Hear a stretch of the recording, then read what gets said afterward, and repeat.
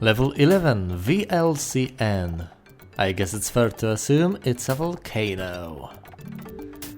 Now there are fireballs coming out from the mountain, which I guess in this area is a quite common occurrence, so let's just ignore that and simply block them.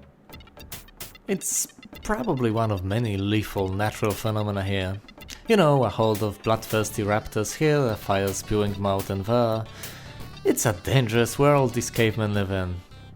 But I guess it's not as horrible as I make it sound. It has its fair share of positive features, like the verdant forests, untouched by axe or chainsaw, unharmed by pollution.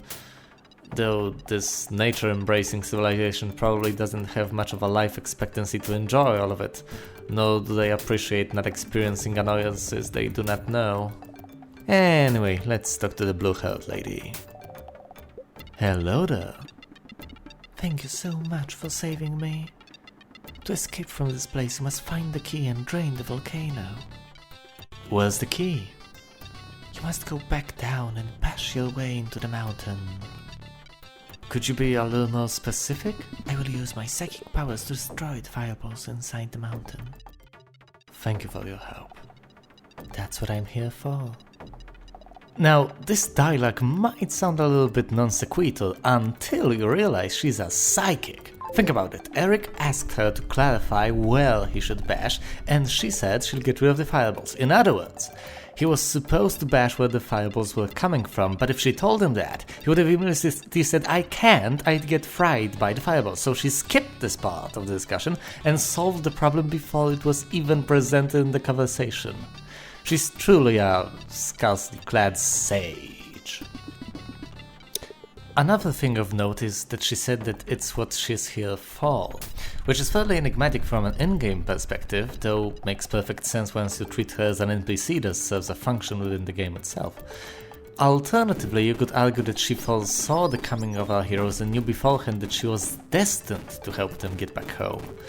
Of course, this means she's not only a psychic but also an oracle, since being able to read minds and control reality with your will doesn't really imply foresight. Well, I might be getting a little ahead of myself since we have no proof that she actually can read minds, although if she truly is a psychic, it would make sense for her to be able to do so. It seems fairly obvious. Okay, let's bash through another spot. And this time we get a raptor and some more blocks to bash through.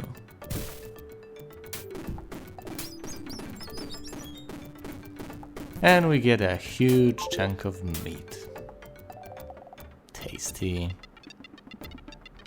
Okay, and now that we finally have the red key, I'm assuming we can drain the volcano with it.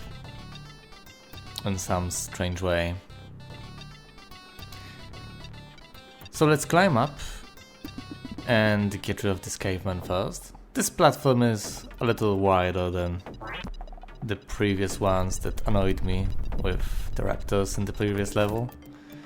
And of course, it also helps that the ladder is placed nearer to the edge and not at the center of the platform.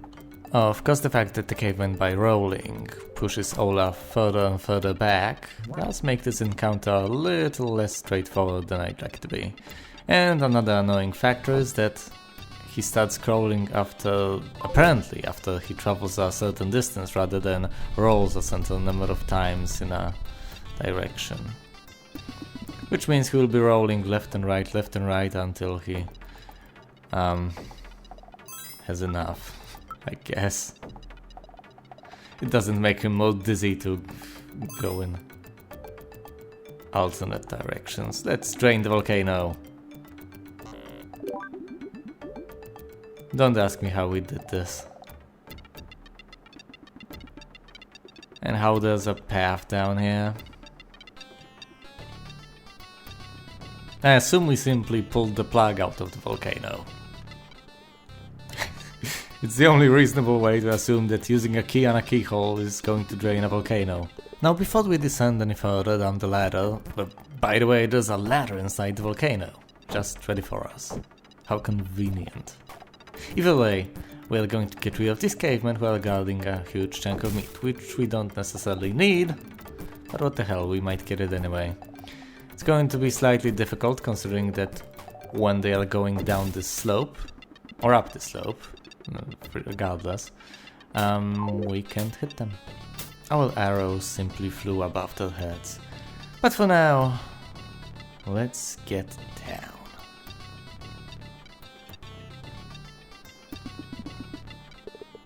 Into the depths of the volcano we went. And now it's time to block another caveman, which will try to force us into falling down into the lava. The remaining lava at least. That went down a small funnel. And we have to move Olaf forward quite a few times.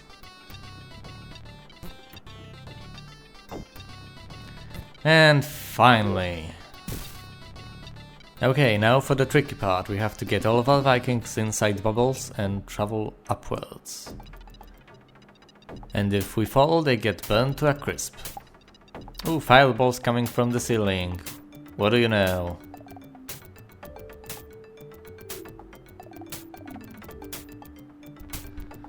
Okay.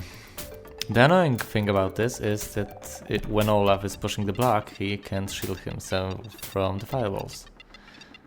So I had to be careful.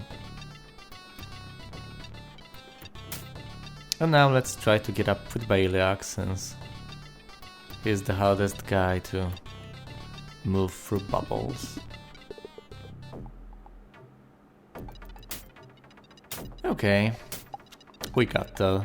And now we can simply jump inside this bubble with Eric. Although the simplicity of this action might be a bit misleading, considering that you might as well overshoot your jump and end up falling down either way. Because of this, you might as well consider simply dropping with all your Vikings, disregarding the fact that Eric can jump. Although, I don't know.